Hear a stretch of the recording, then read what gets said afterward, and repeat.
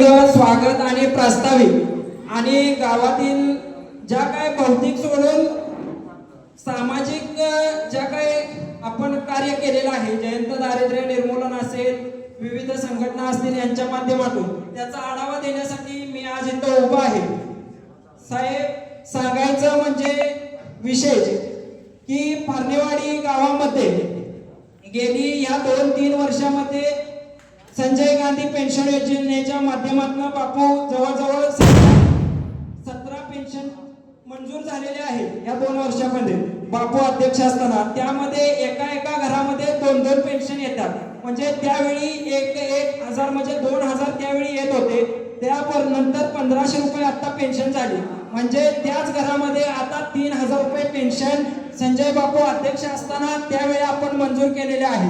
याचबरोबर गेल्या 8 दिवसापूर्वी म्हणजे आतापर्यंत एक पेन्शन मंजूर झालेली आहे. अशा पद्धतीने साहेब संजय गांधी पेन्शन योजना असेल, मोतीबिंदूचे ऑपरेशन जवळजवळ 13 केली. एका व्यक्तीची डाव्या डोळ्याचं एकदा, उजव्या डोळ्याचं एकदा, अशी 2 ऑपरेशन झाली. तशी 13 ऑपरेशन आपण साहेब फक्त 500 रुपये संघ घेऊन जावा आणि तिथं ऑपरेशन होईल. म्हणजे ते पण चहा पाण्यासाठी. तर आपले येलोर जिल्हा परिषद गटाचे संघटक इम्तियाज पिरजादे, त्याचबरोबर जयंत दारिद्र्याच्या निर्मूलनाच्या माध्यमातून ही कामे झाली. त्यानंतर साहेब अपेंडिक्सचं ऑपरेशन असेल, कुणाची काय ऑपरेशन असतील, असे 3-4 विषय. आणि एक सांगायचं झालं तर पुरवठा विभाग हा महत्वाचा पार्ट आहे. कागदपत्रांची जुळवाजुळव करून काय म्हणजे बऱ्यापैकी हाताला काय लागत नाही. त्यावेळी आवश्यक असतो तो तुमचा फोन, मग पदाधिकाऱ्यांचा फोन. तर तिथं साहेब सांगायचं म्हणजे एक व्यक्ती गावातली त्यांच्या मुलग्याचं फास्ट फूड खाऊन पोटामध्ये गोळा तयार झालेला. तर त्या ऑपरेशनसाठी 70,000 रुपये खर्च होता. तर ते ऑपरेशन त्यांच्या वडिलाचं त्या रेशन कार्ड मध्ये नाव नव्हतं. तर बापूच्या माध्यमातून एका फोनवरती जवळजवळ सगळे कागदपत्रांची पूर्तता करून ते नाव घातलं, त्या मुलाचं नाव घातलं आणि त्याला जो 70,000 रुपये खर्च येणार होता तर तो आपण आपल्या माध्यमातून केलेला आहे. सांगायचं झालं तर साहेब बरेचसेच विषय असे आपल्या माध्यमातून मार्गी लागलेले आहेत. प्रत्येक घरात आपलं काय तर प्रत्येक जण आपले ऋणी आहेत. आणि ह्याच बरोबर साहेब निवडणुकीच्या आजचा दिवस होता, तुम्ही कोरेगाववरून शिगावला जात होता.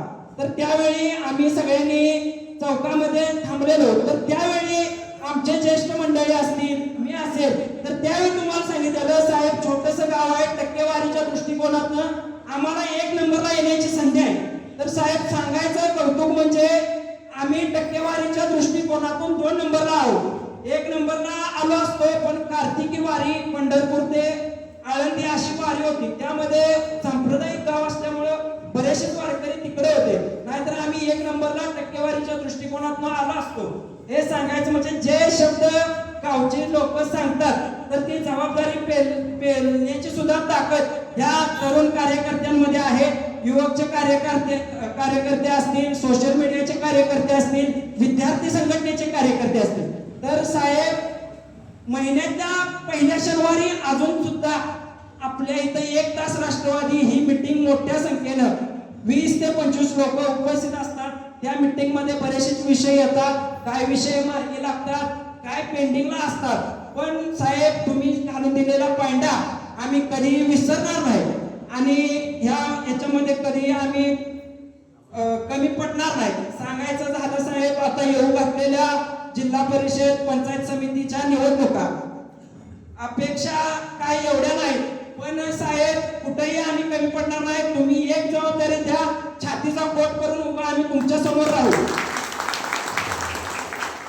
फक्त आतापर्यंत साहेब दूध संघ असतील, राजाराम बापू साखर कारखाना असेल, मार्केट कमिटी असेल, तर इथं आम्ही मागणी करतोय पण गर्दी कमी असल्यामुळं तुम्ही सांगत त्या तिथं आम्ही थांबतोय. पण इतिहास बघितला तर बरंच आहे. एक छोटीशी संधी आम्हाला जिल्हा परिषदला राहू दे, पंचायत समितीला आमच्यातले जे वरिष्ठ मंडळी बसलेले आहेत त्यांना एकाला घेऊन बघा. काय होतं बरंच आता मोठी गावं घ्या, 2 गट 3 गट 4 गट, या गटाला तिकीट दिलं रोज असं काही दिसतंय आपल्याला. आम्हाला संधी द्या, 2 पण गट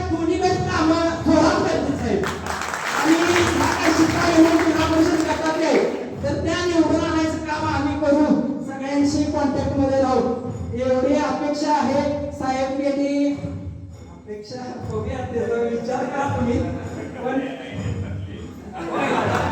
आता आम्ही सर्वे केला का नाही साहेब